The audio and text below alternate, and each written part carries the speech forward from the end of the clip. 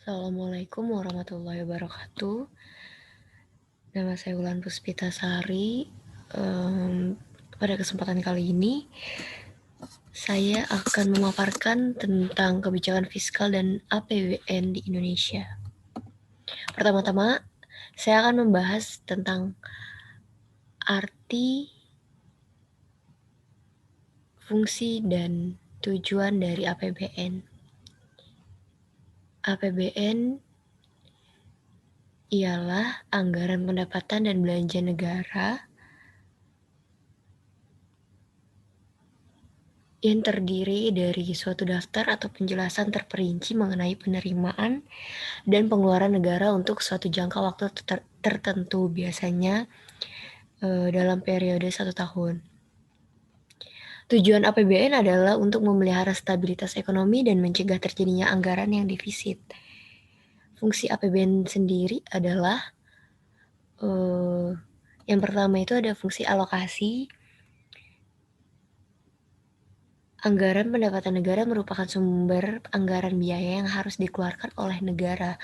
Dengan masuknya sumber pendapatan ke kas negara, maka negara atau pemerintah dapat menggunakan dan mengalokasikan dana tersebut sesuai dengan sasaran-sasaran yang diinginkan.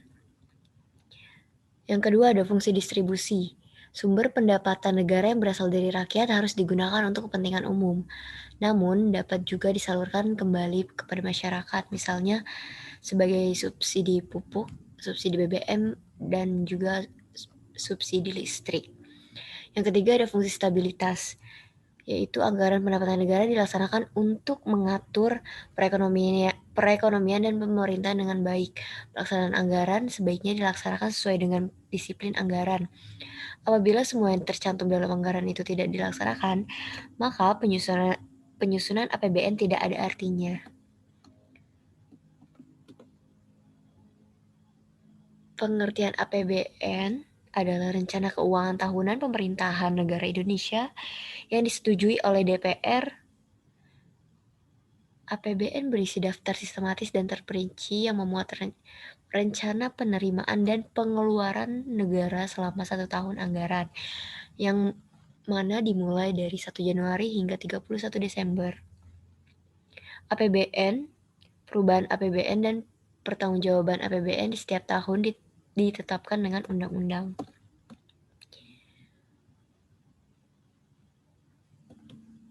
APBN terdiri atas 2 jenis. Yang pertama, belanja negara terdiri atas 2 jenis. Yang pertama ada belanja pemerintah pusat, adalah belanja yang digunakan untuk membiayai kegiatan pembangunan pemerintah pusat, baik yang dilaksanakan di pusat maupun di daerah, dikonsentrasi dan tugas pembantuan belanja pemerintah pusat dapat dikelompokkan menjadi belanja pegawai, belanja barang, belanja modal, pembiayaan bunga hutang, subsidi BBM, subsidi non-BBM, belanja hibah, belanja sosial, termasuk penanggulangan bencana dan belanja lainnya.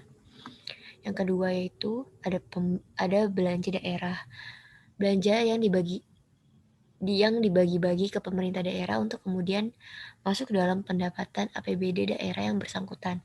Belanja daerah meliputi dana bagi hasil, dana alokasi umum, dana alokasi khusus, dana otonomi khusus.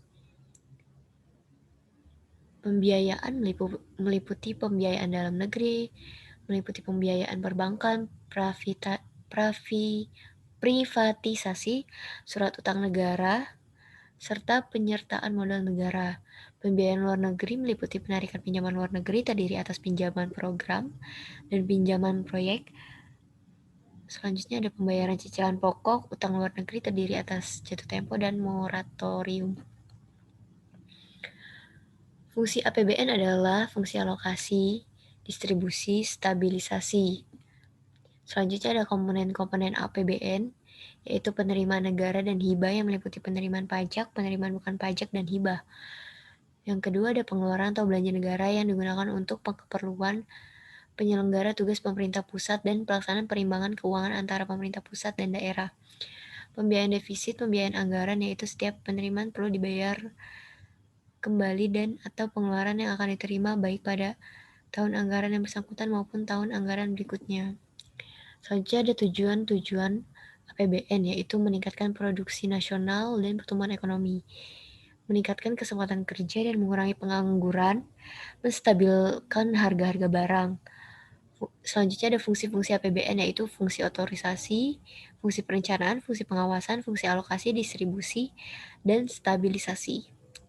Jenis-jenis anggaran. Yang pertama ada anggaran defisit, bila jumlah penerimaan negara lebih kecil daripada jumlah belanja atau pengeluaran negara. Anggaran surplus, bila jumlah penerimaan negara lebih besar daripada jumlah belanja atau pengeluaran negara. Yang terakhir ada anggaran berimbang, bila jumlah penerimaan negara sama dengan jumlah belanja atau pengeluaran negara. Kebijakan fiskal. Kebijakan fiskal adalah kebijakan ekonomi makro yang implementasinya melalui penyusunan anggaran.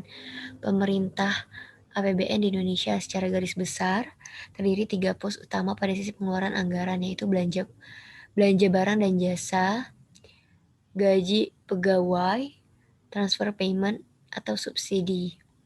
Sedangkan pada sisi pendapatan terdiri 4 pos yang penting, yaitu penerima pajak, kredit likuiditas bank sentral, pinjaman obligasi dalam negeri, pinjaman utang luar negeri.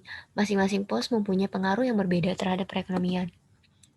Tujuan kebijakan fiskal adalah kestabilan ekonomi yang lebih mantap, artinya tetap mempertahankan laju pertumbuhan ekonomi yang layak tanpa adanya pengangguran yang berarti atau adanya ketidakstabilan harga-harga umum. Dengan kata lain, tujuan kebijakan fiskal adalah pendapatan nasional real terus meningkat pada laju yang dimungkinkan oleh perubahan teknologi dan tersedianya faktor-faktor produksi dengan tetap mempertahankan kestabilan harga-harga umum.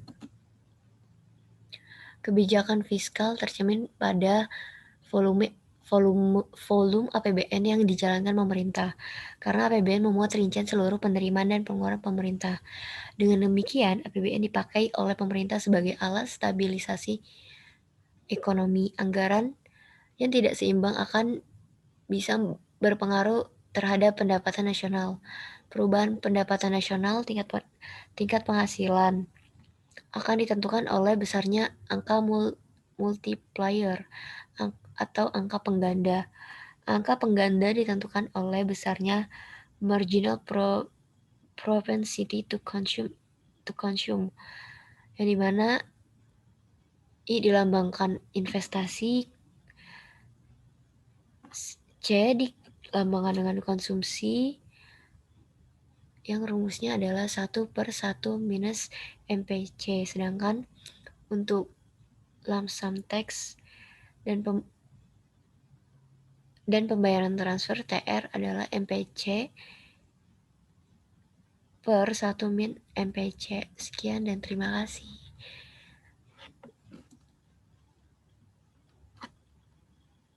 Mohon maaf bila ada salah-salah kata. Wassalamualaikum warahmatullahi wabarakatuh.